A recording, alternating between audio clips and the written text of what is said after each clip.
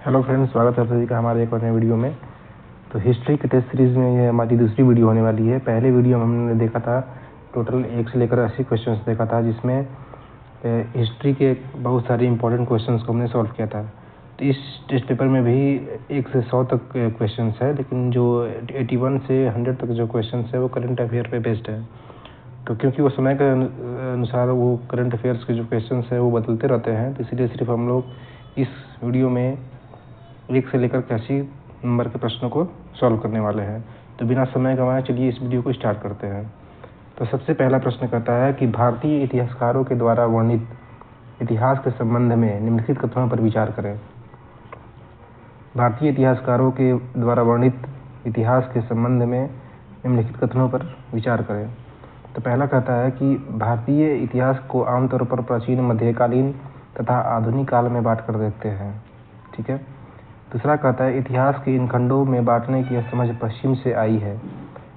तो इसमें दोनों बातें सही है, तो इसका आंसर हो जाएगा ऑप्शन नंबर सी, 1 और 2 दोनों। ठीक है, नेक्स्ट क्वेश्चन देख लेते हैं। नेक्स्ट क्वेश्चन कहता है हमारा कि आधुनिक समाज की विशेषताओं में क्या सम्मिलित है। आधुनिक समाज की विशेषताओं में क्या सम्मिलित है।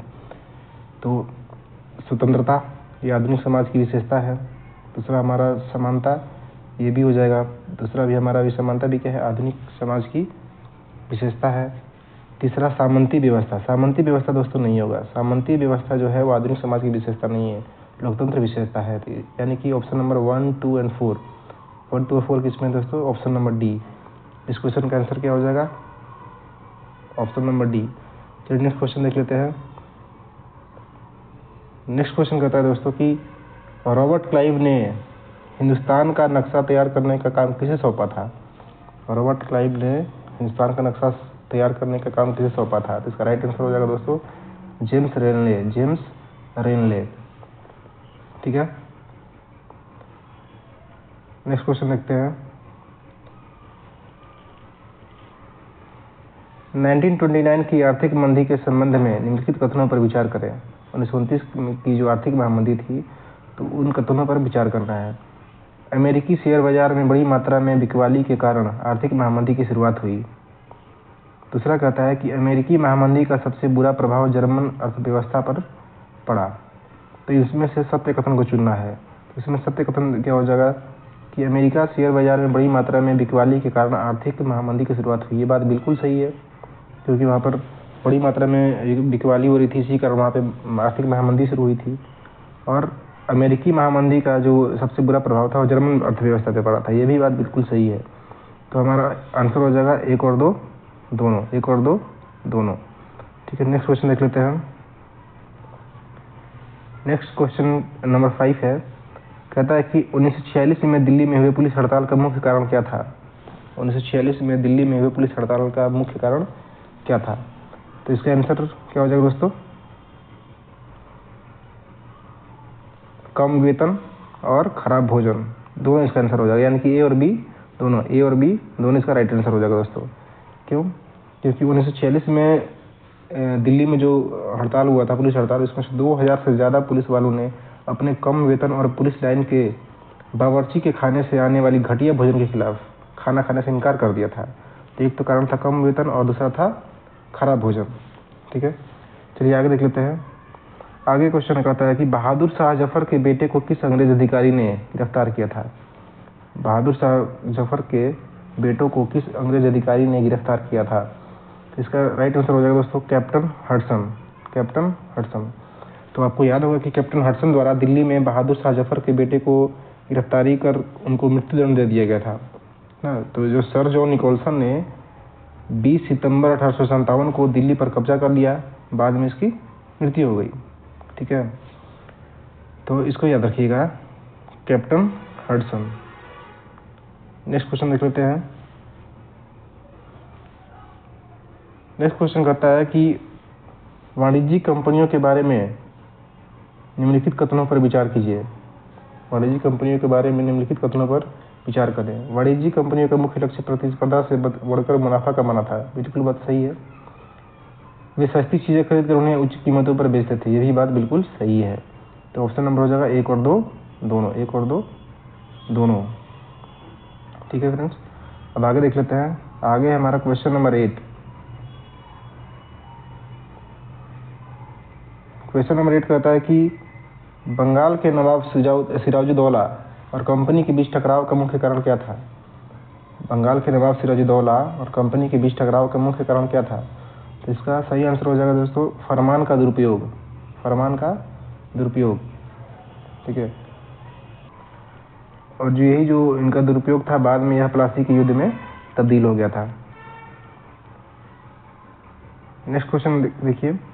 नेक्स्ट क्वेश्चन कहता है कि सिराजुद्दौला के संबंध में निम्नलिखित कथनों पर विचार करें। सिराजुद्दौला के संबंध में निम्नलिखित कथनों पर विचार करें। इसमें से आपको सत्य कथन चुनना है। तो चलिए पढ़ते हैं। पहला कहता है कि 1756 ईस्वी में मुर्शीद कुली खां की मृत्यु के बाद सिराजुद्दौला बंगाल का नवाब बना। 1756 ईस्वी में मुर्शीद कुली खां के बाद सिराजुद्दौला बंगाल का नवाब बना। तो ये तो बात बिल्कुल सही नहीं दोस्तों ना, ये बात बिल्कुल सही नहीं है। दूसरा कहता है कि अंग्रेजों और सिराजुद्दौला के बीच राजस्व को लेकर विवाद था। हाँ, ये बात बिल्कुल सही है। सिराजुद्दौला का रॉबर्ट क्लाइव के साथ 1757 ईस्वी में प्लासी का युद्ध किया। ये भी बात बिल्कुल सही है। यानी कि ऑप्शन नंबर हमारा हो जाएगा कौन सा दोस्तों, 2 और 3।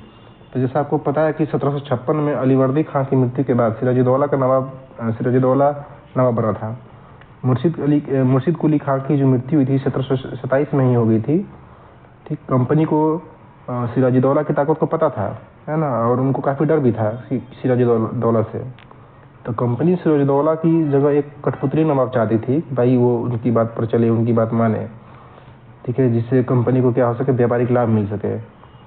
तो यही हुआ। फिर अंत में वो जो आनाकानी था वो युद्ध में तब्दील हो गया। चलिए अब आगे बढ़ते हैं।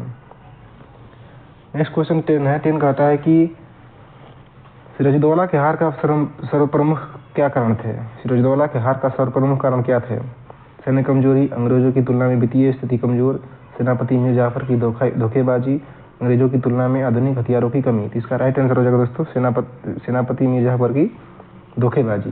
देखिए हुआ क्या था, 1757 की जो लड़ाई हुई थी एक धोखे की लड़ाई थी, जिसमें सिराजुद्दौला को उसी के सेनापति मीर जाफर ने धोखा दे दिया था और सिराजुद्दौला उसके परिणाम स्वरूप युद्ध को हार गया था। इसलिए इसका राइट आंसर हो जाएगा सेनापति मीर जाफर की धोखेबाजी। क्वेश्चन नंबर 11 देख लेते हैं। क्वेश्चन नंबर 11 कहता है कि प्लासी युद्ध के पश्चात उत्पन्न परिस्थितियों के संदर्भ में निम्नलिखित कथनों पर विचार करें और असत्य कथन को बताएं। असत्य कथन को हमें बताना है। पहला कहता है कि कंपनी ने बंगाल का प्रशासन नहीं संभाला क्योंकि इसका मुख्य उद्देश्य व्यापार फैलाना था। ठीक है, ये तो बात बिल्कुल सही है। सिराजुद्दौला को मार दिया गया और मीर कासिम बंगाल का नवाब बना ना। तो ये बात क्या है, ये बात गलत है। ये बात गलत है। तो इसका राइट आंसर हो जाएगा दोस्तों केवल 2। मीर कासिम नहीं बल्कि कौन वहाँ का नवाब बना था, मीर जाफर ना, क्योंकि बक्सर की लड़ाई में हारने के बाद उसमें मीर जाफर को बंगाल का नवाब घोषित किया गया। और 1765 में जब मीर जाफर बंगाल का नवाब था, उसके पश्चात रॉबर्ट क्लाइव ने बंगाल में द्वैध शासन लागू कर दिया था। इसलिए यहाँ पे मीर कासिम नहीं होगा बल्कि मीर जाफर होगा। इसलिए असत्य कथन है जो क्वेश्चन नंबर ऑप्शन नंबर 2 हो जाएगा।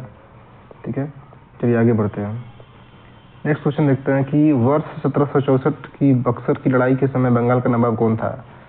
वर्ष 1764 के समय 64 की बक्सर की लड़ाई के समय बंगाल का नवाब कौन था। तो इसका राइट आंसर हो जाएगा दोस्तों मीर जाफर।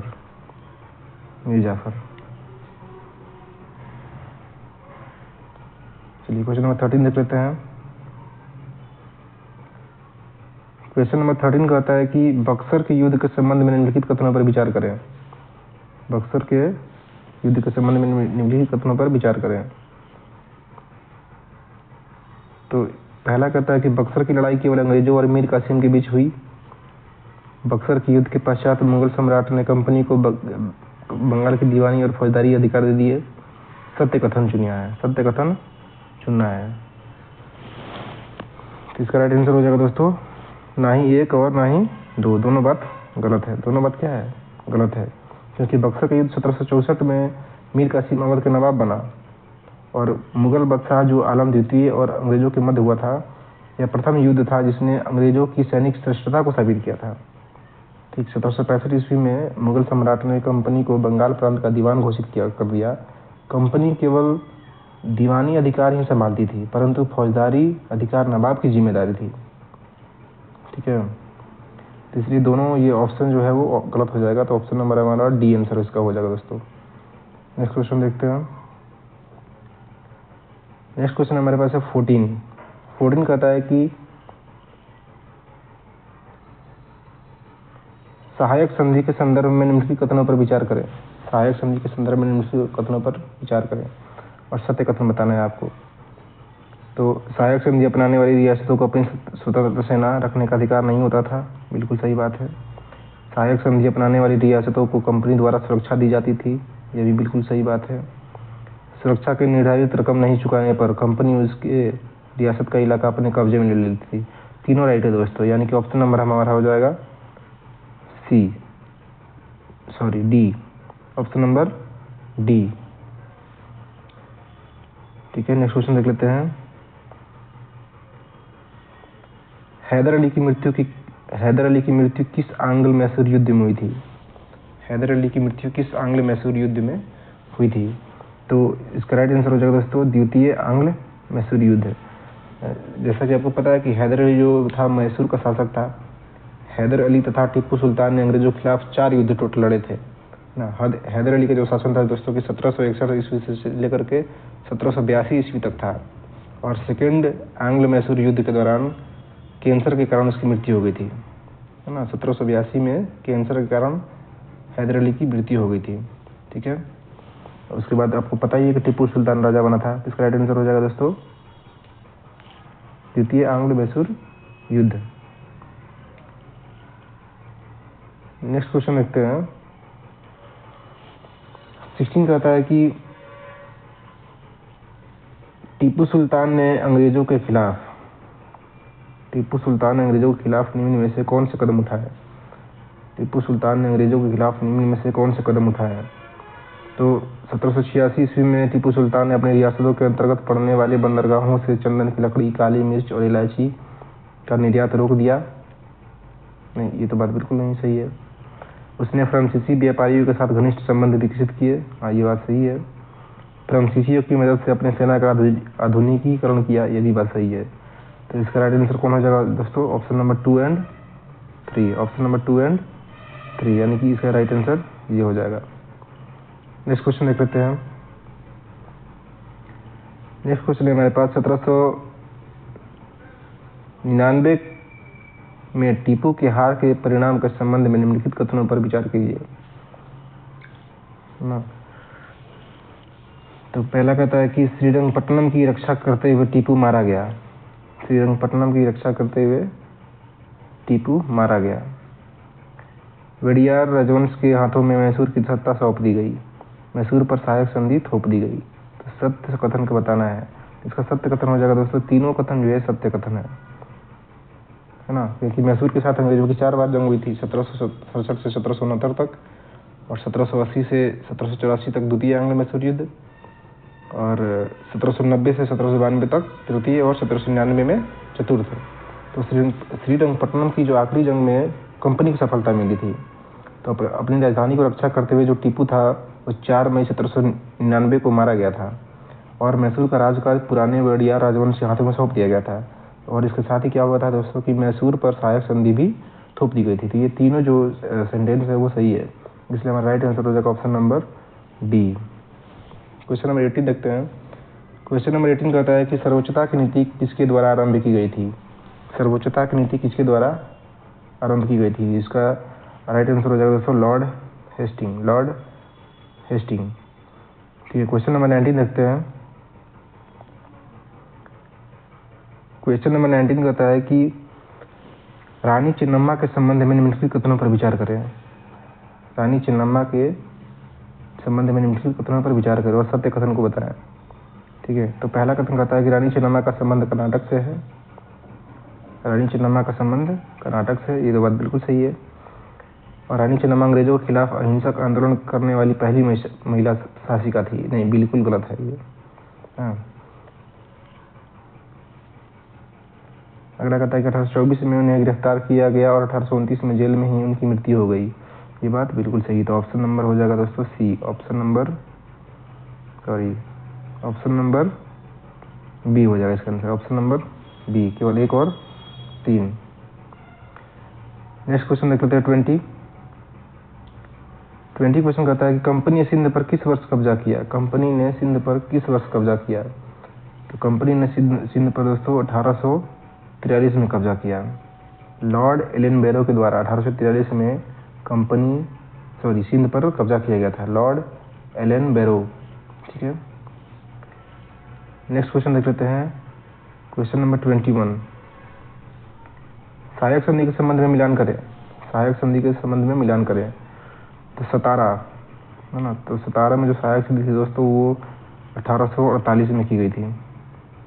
संबलपुर में 1850, उदयपुर में 1852 और नागपुर में 1853। तो इसके अनुसार हमारा हो जाएगा 1B, ऑप्शन नंबर डी हो जाएगा दोस्तों इसका answer, option number D. Next देख लेते हैं, क्वेश्चन नंबर 22 कहता है अवध के अधिकरण के संबंध में निम्नलिखित कथनों पर विचार करें।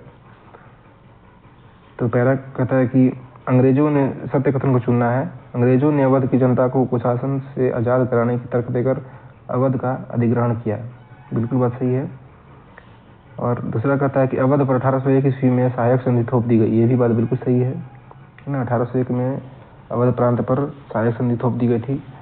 और तीसरा कहता है कि जनता अवध के नवाब से परेशान थी, अतः उन्होंने अधिग्रहण का विरोध बड़े स्तर पर नहीं किया। ये बात गलत है। तो ऑप्शन नंबर हो जाएगा सही कौन सा, 1 और 2, option number C, option number C. चलिए नेक्स्ट क्वेश्चन देख लेते हैं। नेक्स्ट क्वेश्चन है आपके पास 23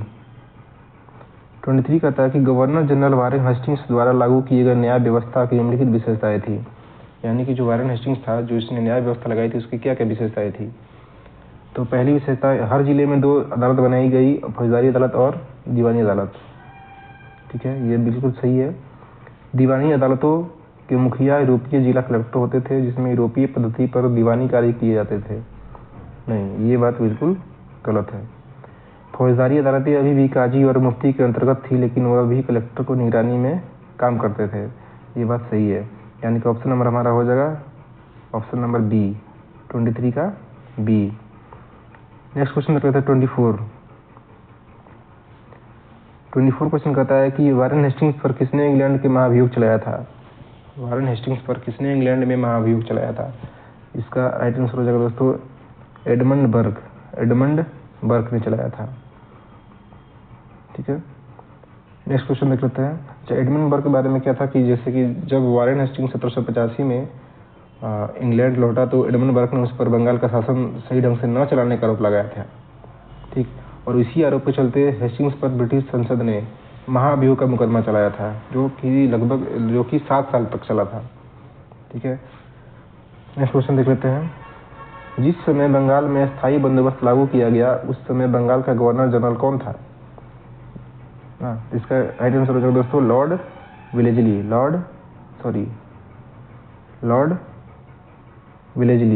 इसका राइट आंसर हो जाएगा दोस्तों।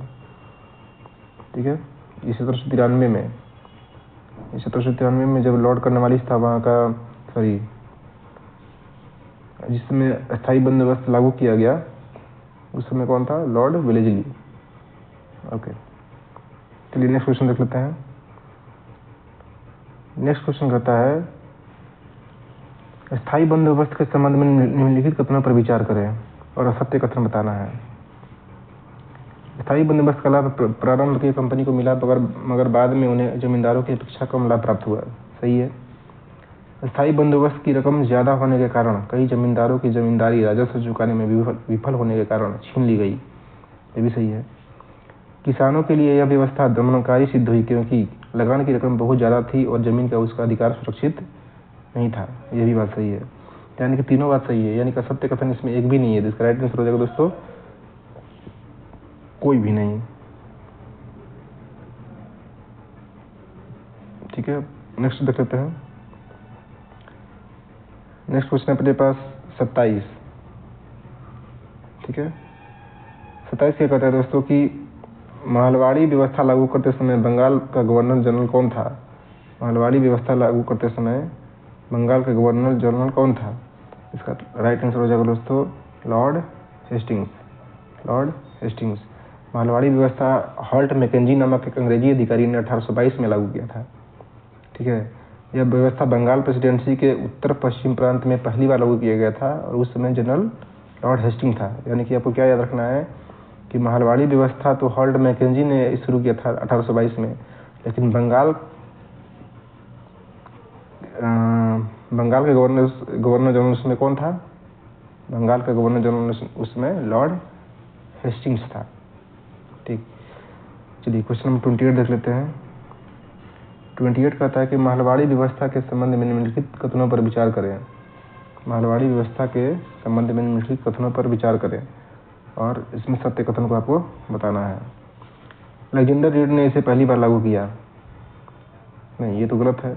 अभी हमने देखा कि महलवाड़ी व्यवस्था को तो लॉर्ड हॉल्ट मैकेंजी ने 1822 में लागू किया था, तो ये तो गलत हो जाएगा। यह व्यवस्था महल जो गांव का समूह होता था उससे की जाती थी। ये तो बात सही है, क्योंकि उसमें जो व्यवस्था थी, महल जो गांव का एक समूह होता था उसी से की जाती थी। और तीसरा है कि भू राजस्व की रकम निश्चित रूप से तय कर दी जाती थी, जिसको चुकता करने की जिम्मेदारी सामूहिक रूप से बहाल की होती थी। तो ऐसा बिल्कुल भी नहीं था। भू राजस्व की रकम जो निश्चित रूप से निश्चित नहीं थी, उसको समय समय पर संशोधन करके बढ़ाया घटाया जाता था। इसलिए ये ऑप्शन नंबर 3 भी गलत हो जाएगा। तो हमारा सिर्फ आंसर हो जाएगा दोस्तों केवल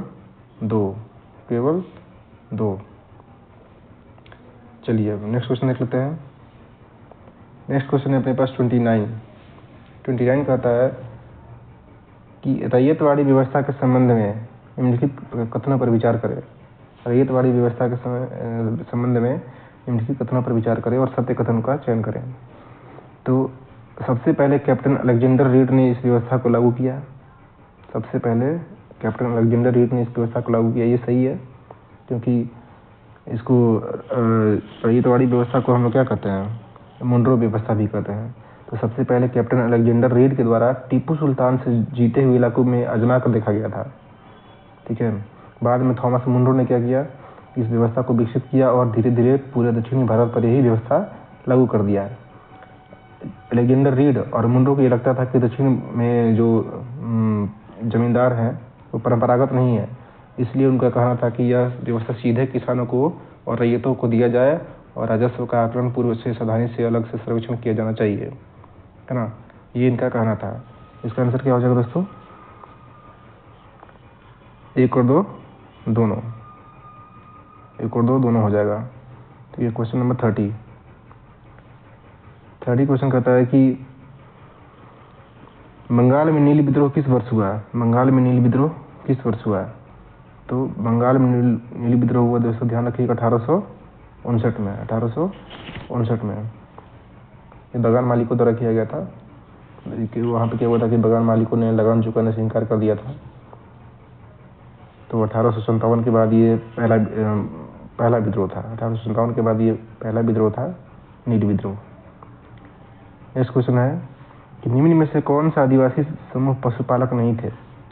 निम्न में से कौन से आदिवासी समूह पशुपालक नहीं थे? तो इसका आंसर हो जाएगा दोस्तों बैगा ना।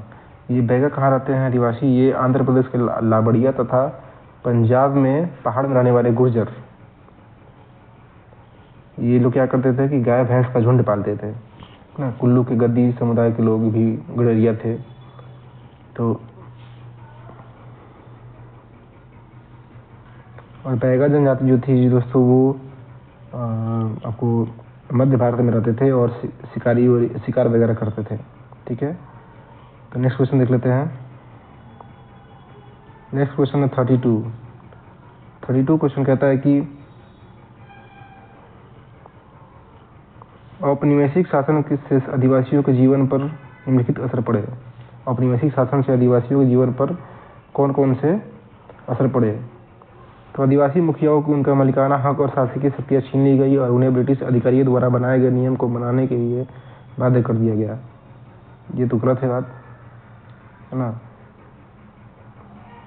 घुमंतू काश्तकारों को एक स्थान पर रहने के लिए बाध्य करने का प्रयास किया जाने लगा। ये बात बिल्कुल सही है। तो ऑप्शन नंबर हो जाएगा दोस्तों बी, ऑप्शन नंबर बी।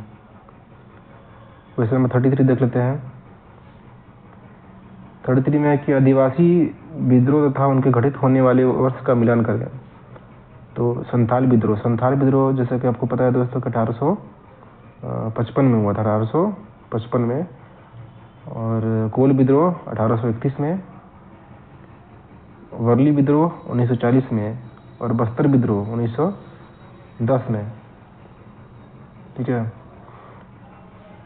और ये जो बस्तर विद्रोह था वो 1910 में हुआ था, तो मध्य भारत में हुआ था।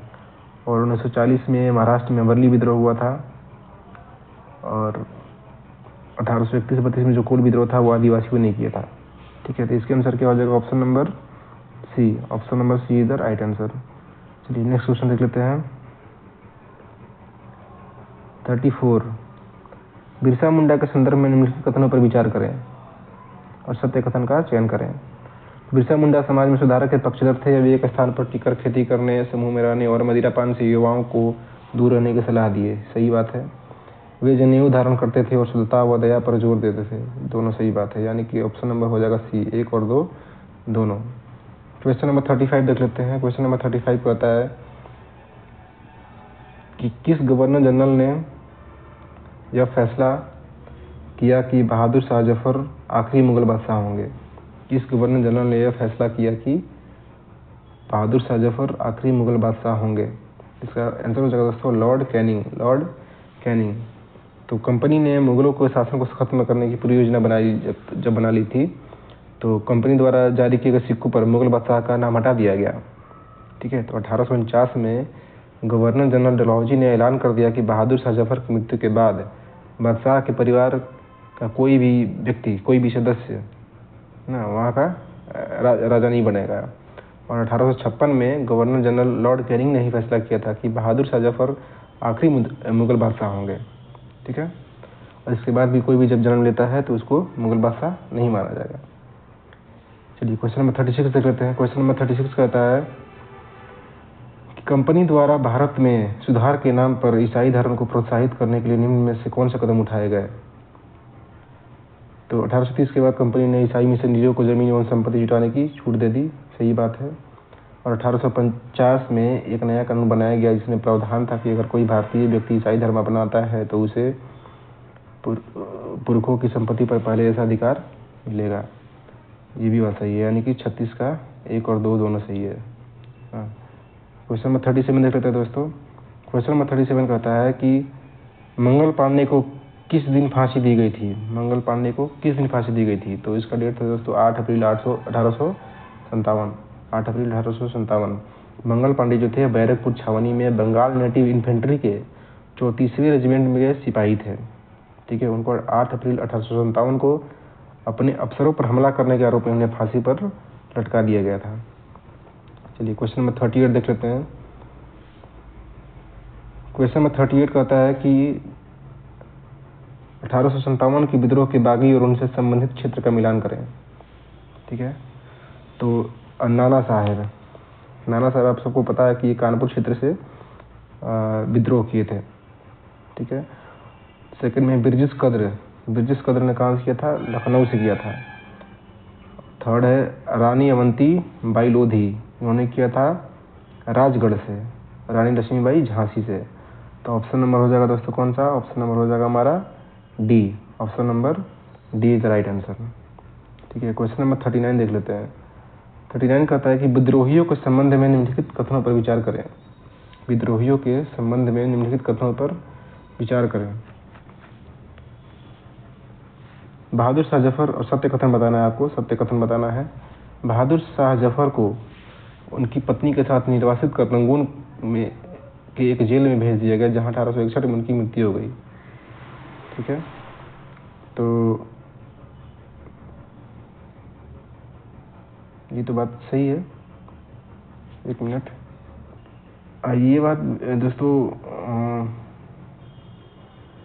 जो पहला बात दिया है ये बात गलत हो जाएगा, क्योंकि यहाँ पे 1861 में ये तो बात सही है कि बहादुर शाह जफर और उनकी पत्नी को निर्वासित करके रंगून भेज दिया गया था, लेकिन यहाँ पे जो 1861 लिखा है वो 1861 नहीं होगा बल्कि 1858 होगा। उनको 1858 में रंगून भेजा गया था, इसलिए ऑप्शन नंबर 1 जो होगा वो रॉन्ग हो जाएगा। दूसरा कहता है कि 1858 में रानी लक्ष्मीबाई अंग्रेजों से लड़ते हुए वीर गति को प्राप्त हुई थी। बिल्कुल सही बात है। ततिया टोपे मध्य भारत के जंगलों में रहते हुए आदिवासियों और किसानों की सहायता से छापामार युद्ध करते रहे। हाँ, ये भी बात सत्य है। तो इसका राइट आंसर हो जाएगा दोस्तों 39 का बी, केवल 2 और 3। चलिए क्वेश्चन नंबर 40 देख लेते हैं।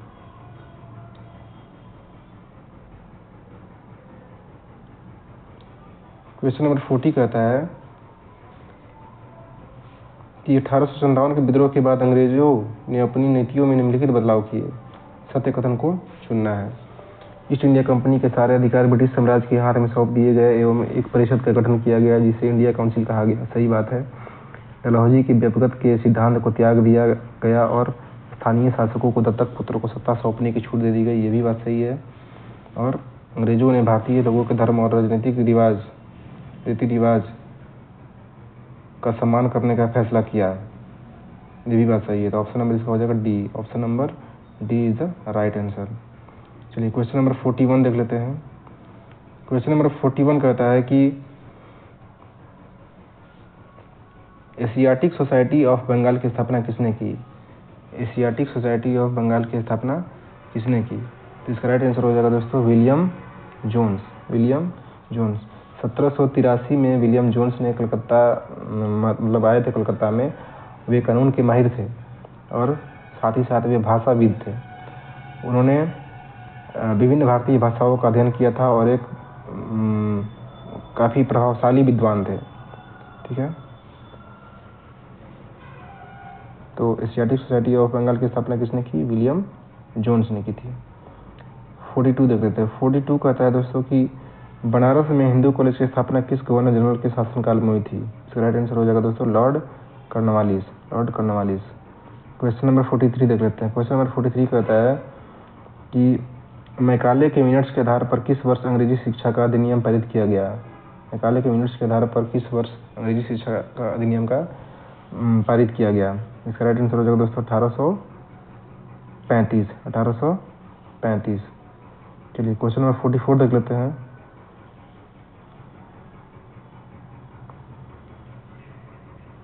क्वेश्चन नंबर 44 कहता है कि 1854 के वुड्स डिस्पैच के संबंध में निम्नलिखित कथनों पर विचार करें, है ना, और बताना है कि सत्य कथन कौन सा है। तो वुड के नीति पत्र में यूरोपीय शिक्षा से भारतीयों को के नैतिक चरित्र उत्थान का तर्क दिया गया। सही बात है। वुड के नीति पत्र के आधार पर 1854 में सरकारी विभाग का गठन किया गया था ताकि शिक्षा संबंधी सभी मामलों पर सरकार का नियंत्रण किया जा सके। ये भी सही है। इस दस्तावेज में अंग्रेजी शिक्षा का एक व्यवहारिक लाभ आर्थिक क्षेत्र में भी बताया गया। ये भी बात सही है। तो इसका राइट आंसर कौन हो जाएगा दोस्तों। Option number D. 1, 2 और 3 तीनों सही है।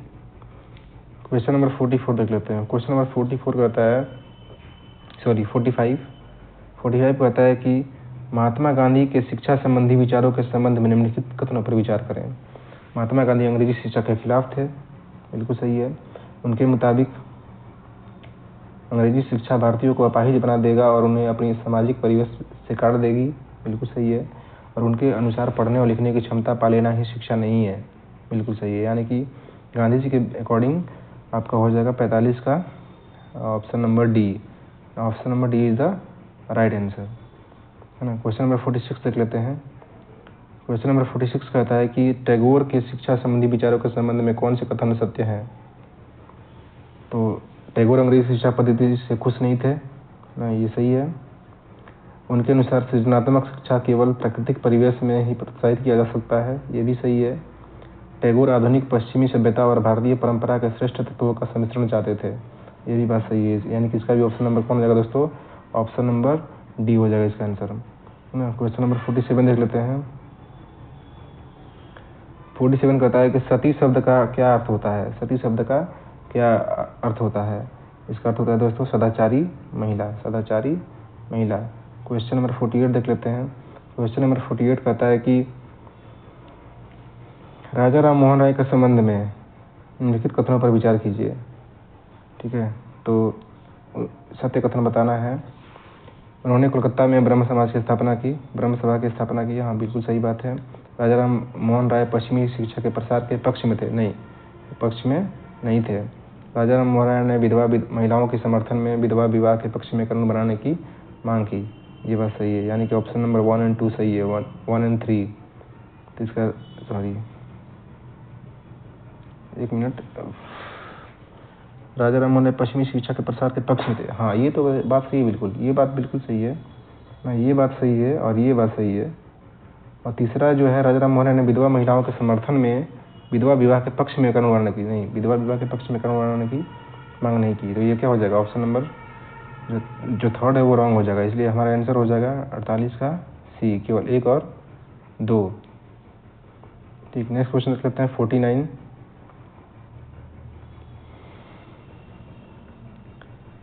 49 में कहता है दोस्तों कि प्राचीन ग्रंथों का हवाला देकर किसने समाज सुधार की पहल प्रारंभ की?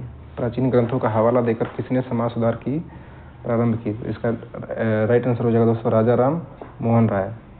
क्वेश्चन नंबर 50 देख लेते हैं। क्वेश्चन नंबर 50 कहता है कि विधवा विवाह का कानून किस गवर्नर जनरल के शासनकाल में पारित किया गया? विधवा विवाह का कानून किसके शासन में पारित किया गया? इसका आंसर हो जाएगा Lord Canning, Lord Canning. Question number 51 देख लेते हैं। 51 में कहता है कि लड़कियों के स्कूल खोलने वाले सुधारकों व उनके क्षेत्र का मिलान करें। ओके, तो पहला क्या हो जाएगा? ईश्वरचंद्र विद्यासागर। ईश्वरचंद्र विद्यासागर ने कलकत्ता में लड़कियों के लिए स्कूल खोला था। और ज्योतिराव फुले ने महाराष्ट्र में, आर्य समाज ने पंजाब में, और भोपाल की बेगम ने अलीगढ़ में। तो इसका राइट आंसर कौन सा हो जाएगा दोस्तों? इसका राइट आंसर हो जाएगा ऑप्शन नंबर डी। हाँ, नेक्स्ट क्वेश्चन देख लेते हैं 52। 52 कहता है कि निम्नलिखित कथनों पर विचार कीजिए।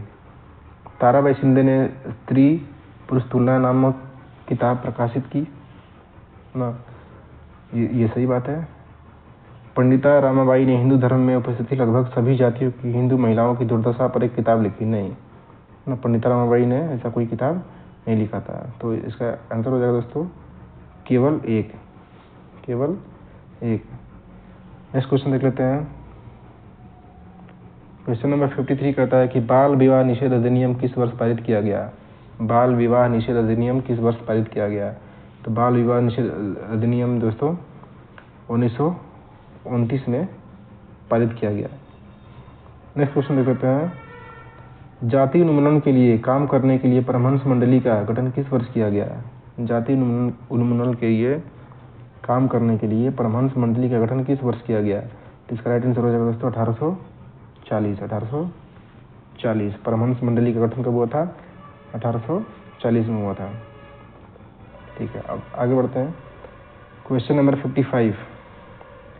क्वेश्चन नंबर 55 कहता है कि जाति सुधार आंदोलन के संबंध में निम्न कथनों पर विचार करें। ठीक, और बताना सत्य कथन कौन सा है।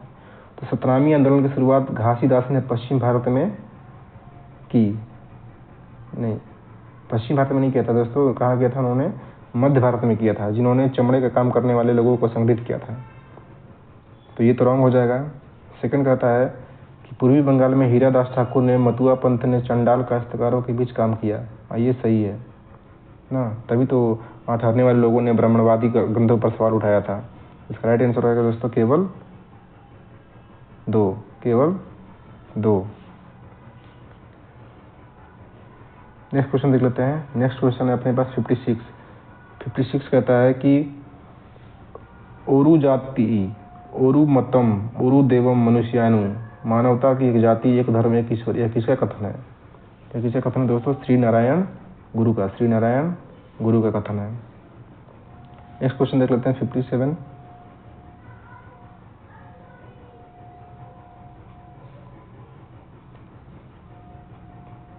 सॉरी,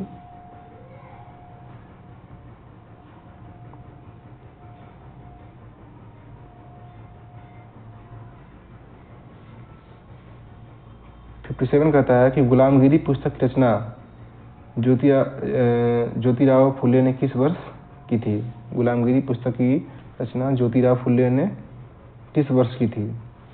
तो इसका राइट आंसर हो जाएगा दोस्तों 1873। नेक्स्ट क्वेश्चन देख लेते हैं, प्रार्थना समाज की स्थापना कब की गई?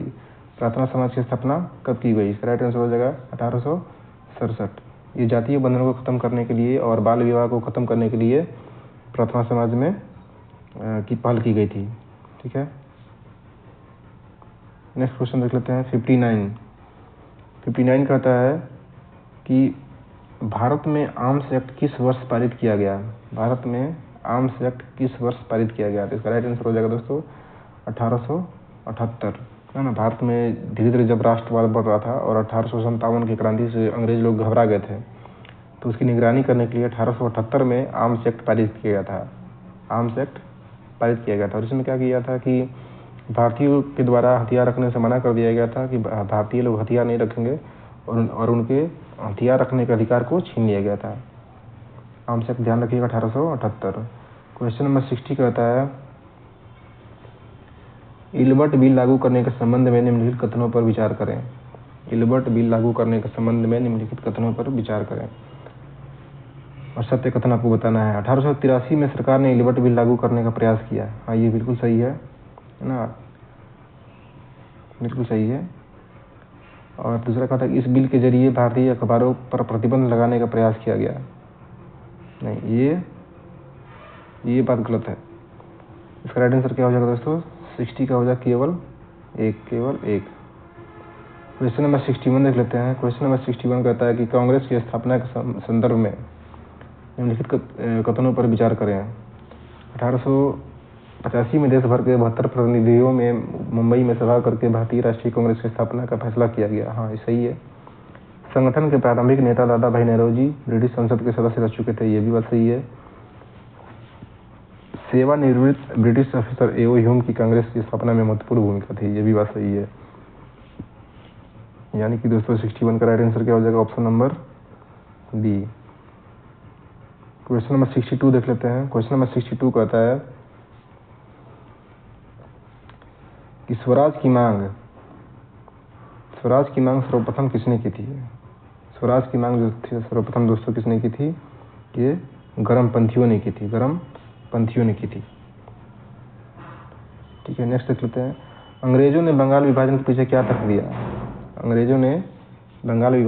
क्या तर्क दिया था? तो इसका राइट आंसर हो जाएगा दोस्तों ऑप्शन नंबर सी, प्रशासनिक सुविधा के लिए। उनका कहना था कि ये जो बंगाल प्रांत है ये काफ़ी बड़ा है, इसमें प्रशासनिक कार्य करने में हमें काफ़ी कठिनाई हो रही है, इसीलिए ये बंगाल का विभाजन करना जरूरी हो गया है। तो किसी तरह से लोगों को बाला फुसला करके बंगाल का विभाजन कर दिया गया। ठीक है, आगे देखते हैं 64 कहता है कि 1917 में घटित रूसी क्रांति से प्रमुख रूप से कौन से विचार निकालकर संपूर्ण विश्व में फैले? इसका राइट आंसर हो जाएगा समाजवाद का विचार।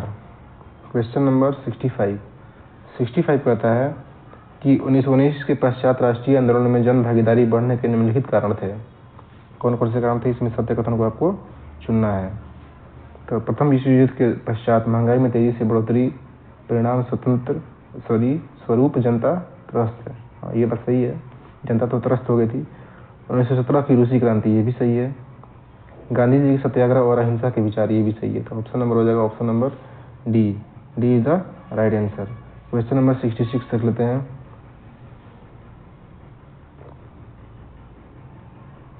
क्वेश्चन नंबर 66 कहता है कि रॉलेट एक्ट के संबंध में निम्नलिखित कथनों पर विचार करें।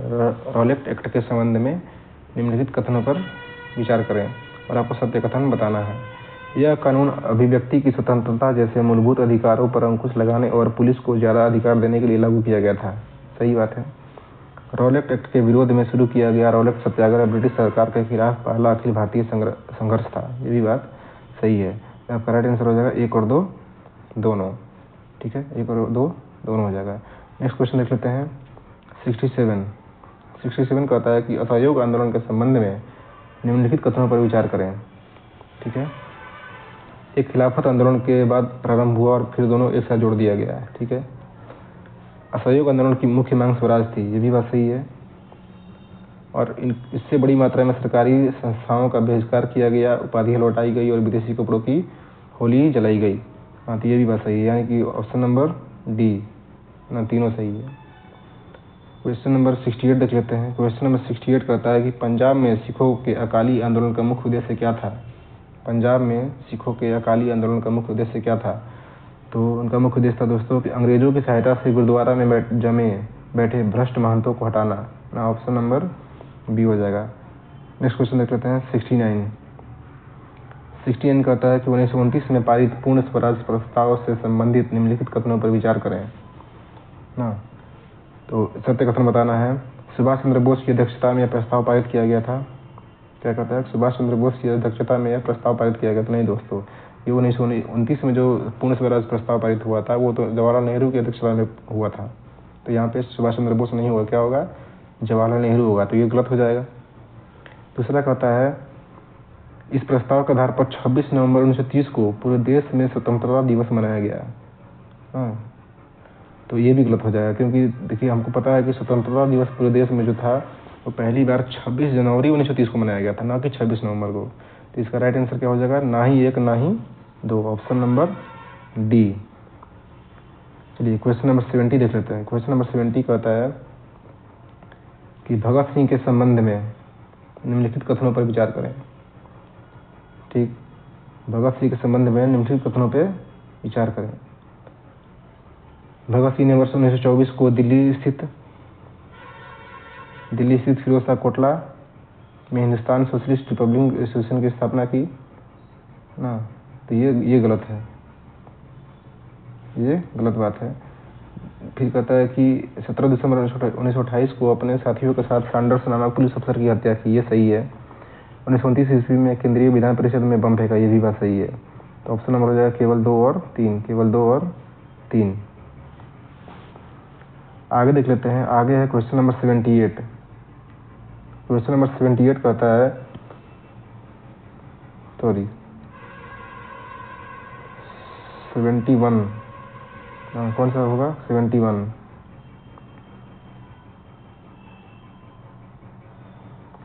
क्वेश्चन नंबर 71 कहता है कि राष्ट्रीय आंदोलन से संबंधित निम्नलिखित कथनों पर विचार करें और सत्य कथन का चयन करें। 1935 का गवर्नमेंट ऑफ इंडिया एक्ट में प्रांतीय स्वायत्तता का प्रावधान किया गया था, सही बात है। 1937 में प्रांत विधायकों के चुनाव में कांग्रेस को 11 में से 7 प्रांतों में कांग्रेस की सरकार बनी थी, ये भी बात सही है। तो ऑप्शन नंबर हो जाएगा 1 और 2 दोनों। 71 क्या हो जाएगा, 71 का सी। नेक्स्ट क्वेश्चन देख लेते हैं 72 क्वेश्चन कहता है कि किस वर्ष मुस्लिम लीग ने स्वतंत्र राज्य की मांग करते हुए एक प्रस्ताव पारित किया था। इसका राइट आंसर हो जाएगा दोस्तों 1940। Question number 73। क्वेश्चन नंबर 73 कहता है कि सुभाष चंद्र बोस के संबंध में निम्नलिखित कथनों पर विचार करें। निम्नलिखित कथनों पर विचार करें। वे समाजवादी विचार वाले नेता थे, हाँ सही है। और उन्होंने आज़ाद हिंद फौज की का नेतृत्व किया था, ये भी बात सही है। तो इसका राइट आंसर हो जाएगा दोस्तों 1 और 2 दोनों, 1 और 2 दोनों। चलिए नेक्स्ट क्वेश्चन देख लेते हैं। क्वेश्चन नंबर 74 कहता है कि भारतीय इतिहास में दर्ज बर्बर प्रत्यक्ष कार्यवाही दिवस मुस्लिम लीग द्वारा कब प्रारंभ किया गया। इसको शुरू किया गया था दोस्तों 16 अगस्त 1946 को। 16 अगस्त 1946 को कैबिनेट मिशन की सफलता के बाद मुस्लिम लीग ने अपनी मांग मनवाने के लिए जन आंदोलन शुरू करने का फैसला किया था। उसने 16 अगस्त 1946 को प्रत्यक्ष कार्यवाही दिवस मनाने का आह्वान किया। इसके चलते क्या हुआ कि उसी दिन कोलकाता में दंगा भड़क उठा और कई दिनों तक चला ना, और उस दंगे में हजारों लोग मारे गए। और मार्च 1947 तक उत्तर भारत के अलग अलग हिस्सों में बहुत जगह हिंसा फैल गई थी, है ना। ये जो प्रत्यक्ष कार्यवाही दिवस का असर था। क्वेश्चन नंबर 75 देख लेते हैं। 75 में कहता है कि मॉन्टेस्क्यू के संबंध में निम्नलिखित कथनों पर विचार करें। ठीक, तो पहला कहता है इसने the spirit of the laws नामक पुस्तक की रचना की थी, हाँ सही है, इसने रचना की थी। दूसरा कहता है कि इस पुस्तक में सत्ता के शक्ति के विभाजन की बात लिखी गई थी। हाँ, ये भी बात सही है। तो इसका राइट आंसर क्या हो जाएगा दोस्तों? 1 और 2 दोनों। क्वेश्चन नंबर 76 में देखते हैं। 76 कहता है कि फ्रांस की नेशनल असेंबली के संबंध में निम्नलिखित कथनों पर विचार करें। ठीक, 1791 के संविधान ने कानून बनाने का अधिकार नेशनल असेंबली को सौंप दिया। सही बात है। नेशनल असेंबली अप्रत्यक्ष रूप से चुनी जाती थी, ये भी बात सही है। और 25 वर्ष से अधिक उम्र वाले नागरिकों को वोट देने का अधिकार था। हाँ, ये गलत बात है। हाँ,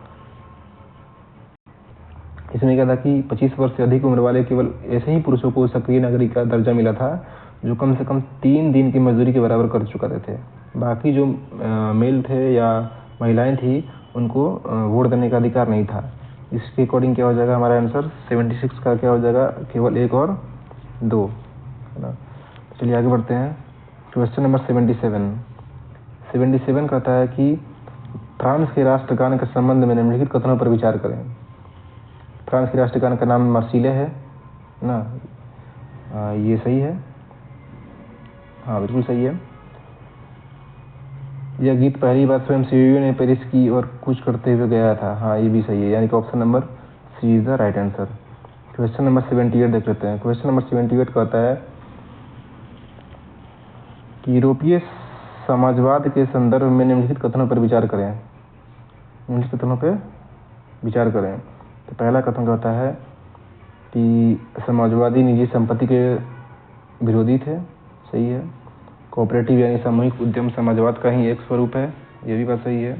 और मार्क्स का कहना था कि औद्योगिक समाज पूंजीवादी समाज है। ये भी बात सही है, यानी कि ऑप्शन नंबर आपका हो जाएगा डी। 1, 2 और 3 तीनों हो जाएगा इसका राइट आंसर। 79 खूनी रविवार, इसको ब्लडी संडे कहते हैं, के संबंध में निम्नलिखित कथनों पर विचार करें और बताना सत्य कथन कौन सा है। यह घटना वर्ष 1917 में घटी जब मजदूरों का एक दल जार के महल के सामने विरोध प्रदर्शन करते हुए पहुंचा।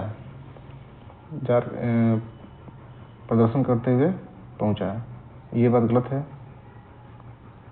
ये बात गलत है ना। मजदूर कार्य अवधि घटाकर 8 घंटे करने, वेतन वृद्धि और कार्य स्थिति में सुधार की मांग कर रहे थे। हाँ, ये बात सही है, यानी कि option number B is the right answer. और लास्ट क्वेश्चन कर लेते हैं। क्वेश्चन नंबर 80 कहता है क्वेश्चन कि जर्मनी को आर्थिक संकट से निकलने के लिए अमेरिकी सरकार ने कौन सी योजना बनाई थी। तो इसका हो जाएगा डॉब्स योजना। इसका क्या हो जाएगा? डॉब्स योजना। क्योंकि जर्मनी में फ्रांस के विरोध में बड़ी संख्या में कागजी मुद्रा छापी जा रही थी। हाँ, परिणाम स्वरूप क्या हुआ कि जर्मनी की मुद्रा का मार्केट मूल्य तेजी से गिरने लगा और जर्मनी मुद्रास्फीति में चला गया, है ना, इंक्लिनेशन में चला गया। और जर्मनी को आर्थिक संकट से निकलने के लिए अमेरिकी सरकार ने डॉब्स योजना लाई थी। ठीक है दोस्तों, तो इसके आगे का जो क्वेश्चन है वो करंट अफेयर्स के बेसिस पे है ना। तो ये तो समय समय पर चेंज होता रहता है, तो हम लोग इसमें सिर्फ 80 क्वेश्चन ही करने वाले हैं। ठीक है, तो ये था हमारा सेट नंबर 2 जो हिस्ट्री बेस्ड था। इसके आगे वाली वीडियो हम लोग देखेंगे हिस्ट्री बेस्ड का वीडियो नंबर 3। तो ठीक है, तो इस वीडियो को पूरा देखने के लिए धन्यवाद। Thank you. जय हिंद दोस्तों।